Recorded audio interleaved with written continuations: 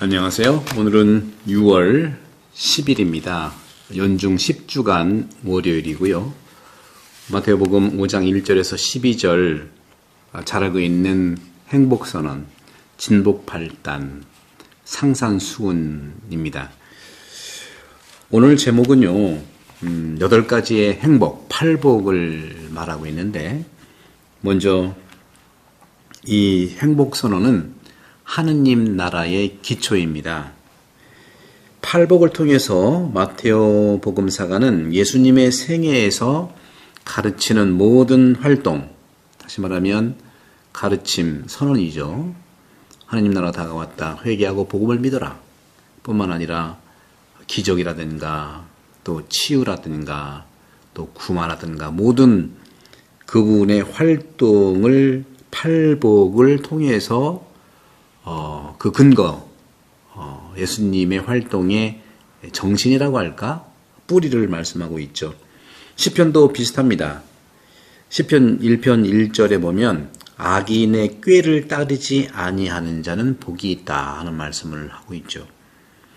비슷한 선언이었습니다. 또 잠언 1장 7절에도 보게 되면 야훼를 경외하는 것이 지식의 근본이다 하고 말하고 되어 있죠.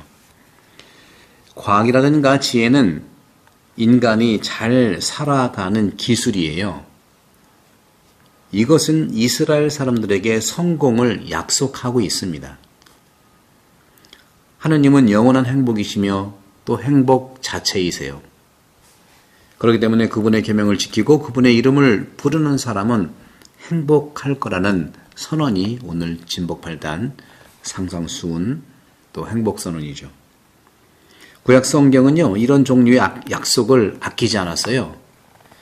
그래서 모든 계명의 해설, 주석은 10계명의 넷째 계명의 끝부분부터 읽어가는 결론과 같을 수 있다. 탈출기 20장 12절에 보면 지금 이 땅에서 장수한다는 것이죠. 오래 산다는 겁니다.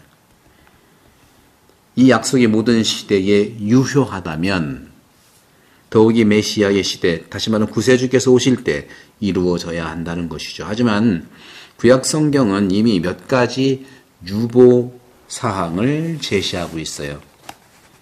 유다인들은 친히 예언자의 말로 인해서 하느님과의 계약, 즉 약속이죠. 그 언약을 거듭거듭 범한 거예요. 그렇기 때문에 주님은 이제 새로운 태도로서 선언하시는 겁니다. 행복을 선언하는 거예요. 복을 선언하는 거예요. 그분께서는 구원을 가져오실 구세주를 보내신다는 겁니다. 하지만 모든 사람을 위한 것이 아니라 바로 그분을 버린 부자들에게 해당되는 것이 아니라 잊혀진 가난한 사람들, 다시 말하면 이스라엘의 나머지 사람들에게만 보내신다는 약속이에요. 그렇기 때문에 예수님께서는 이 마지막 약속의 성취를 포함하시는데 가난한 자는 복이 있다. 하느님의 나라가 그들의 것이다. 행복하여라 마음이 가난한 사람들, 하늘나라가 그들의 것이다 하고 말씀하시는 것인데 바로 이런 행복선언이야말로 가치관의 반전입니다. 또는 메타노이아, 회개와 회심을 얘기하고 있어요. 하느님 나라의 도래를 선포하면서 세례자 요한과 그리스도께서는 똑같이 회개를 촉구해요. 회개하여라. 마태복음 3장 2절이죠. 그리스 말로 메타노이아는요, 라틴 말 convertio, 이 회개 개념과 다른 의미를 가지고 있어요. 전환이라는 단어는 히브리 용어와 연결이 돼요. 히브리어에서 정말 회개라고 하는 것은 완전히 가던 길을 멈추고 방향을 확 바꿔서 하나님으로부터 멀어지는 방향이 아니라 확 바꿔서 하나님께 가까이 가는 방향으로 역동적 의미의 전환이라고 한다면 특정 경로를 다른 방향 전환이라고 하는 이 부분이라면 이제는 메타노이아라고 하는 예수님께서 말씀하신 신약의 메타노이아 회심은 한 가지, 오히려 생각의 전환을 말한다. 생각의 전환. 방향의 전환이 아니라 생각의 전환을 얘기합니다. 우리도 미사 때마다 내 탓이요, 내 탓이요 하면서 생각과 말과 행동 나올 때 생각이 가장 먼저 나오지 않습니까? 이전과 다르게 생각하기 시작하는 그러한 모습들이죠. 다르게 옛날에 매여 있는 게 아니에요. 옛날에 그랬는데, 또 나 때는 그랬는데, 뭐, 이렇게 저렇게, 그, 아이들이 그런 얘기를 하잖아요. 잔소리가 뭐냐? 맞는 말을 기분 나쁘게 한다는 거죠. 그런 점에서도 우리는 돈도 있고요, 평화도 있고요, 즐겁게 웃음도 있고요, 이렇게 웃는 사람들이 복되다고 생각했어요. 하지만 산상수훈은 그 반대예요. 반대를 얘기하고 있는 것입니다. 모든 것을 잃고도 여전히 가난한 자, 부당하게 핍박을 받는 자, 우는 자는 복이 있다는 겁니다. 우리는 종종 이러한 가치관의 반전을 자연스러운 지혜로 정당화하려고 하지만, 예를 들어서 톨스토이는요, 가난한 사람들이 부유한 사람들보다 더 행복하고 항상 무언가에 대해서 염려한다는 이런 교화적, 계몽적 이야기를 많이 썼어요. 이것들은 그다지 설득력이 없어 보이는 이론들이지만 확실히 복음의 의미를 더 깊게 하고 있는 것입니다. 사람들에게 설득력이 없죠. 가난한 사람 행복하다는 말이 설득력이 있겠습니까? 하지만 복음의 깊이 영적인 차원의 분명한 선물들과 축복이 있는 것입니다. 복음은 다 그런 거예요.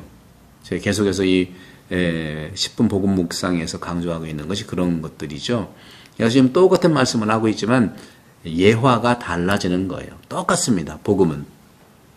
그런 점에서 하느님의 나라는 주로 내적인 승리, 내적인 행복, 내적인 정복을 말하고 있어요. 그렇기 때문에 세상을 죄의 흐릿한 안경이 아닌 다르게 볼 수 있으려면 사고의 진정한 혁명이 필요하다는 것을 말씀하고 있는 것입니다.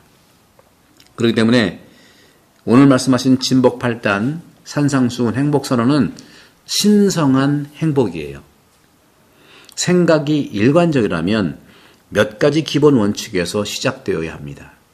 세상을 평가할 때 우리의 판단이 하느님의 나라와 그리고 일치하기를 원한다면, 하느님의 나라와 일치하기를 원한다면 우리는 분명히 하느님으로부터 시작을 하라는 거예요. 그분의 나라는 행복, 또 행복 나라예요. 행복 자체이고 행복 나라라는 것이죠. 가난도 눈물도 두려움도 없는 나라.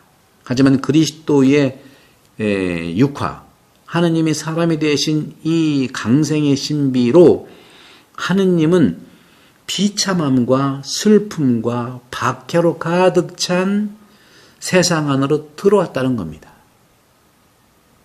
하느님은 행복을 잃어버리셨나요? 들어오면서 행복을 잃어버리셨나요? 더 행복해지셨잖아요. 그분은 인성으로 세상의 모든 비참함을 겪으셨지만 그분의 신성과 불가분하게 결합되어 있다는 것이죠.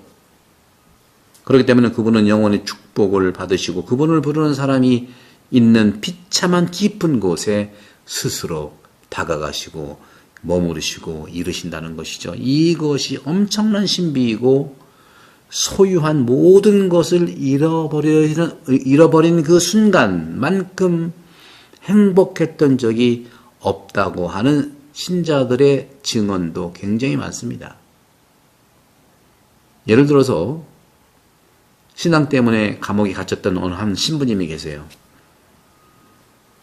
그 신부님께서는 물론 그 옛날에도 이제 정치적인 이유인데 신앙 때문이지, 넓게 보면. 감옥에 갇힌 그 신부님은 이렇게 말씀하셨어요. 힘들었지만 좋은 시절이었습니다. 어떻게 설명해야 할지 모르겠습니다. 그렇습니다. 말로는 설명할 수 없지만 복음의 메시지를 받아들이는 모든 사람이 느끼는 행복이라는 말씀입니다. 행복선언, 산상수훈, 진복 8단. 우리 모두 주님께서 우리에게 주시는 하느님 나라의 뿌리이고 기초이다 하는 말씀 드리면서 이 행복선언에 대한 영상도 많이 이렇게 나눠주시고요. 기본적인 우리 행복의 가치관이 과연 어떤 것인가 하는 통해서 하루도 기쁜 행복한 시간 되기를 바랍니다. 구독, 성경 감사합니다. 성부와 성자와 성령께서는 여러분 모두를 강복합니다. 감사합니다.